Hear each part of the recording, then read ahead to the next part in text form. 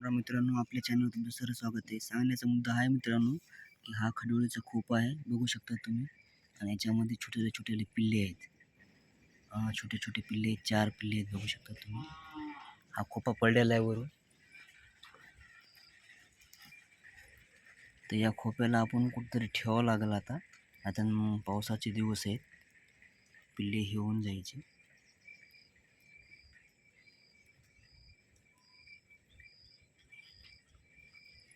बघू शकता एकदम छोटे पिल्ले आहेत. 4-5 छोटे पिल्ले आहेत.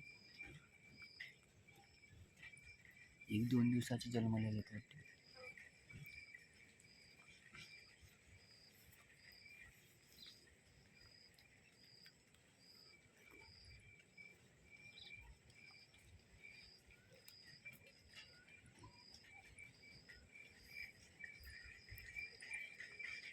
याला कुठेतरी व्यवस्थित ठेवावं लागेल.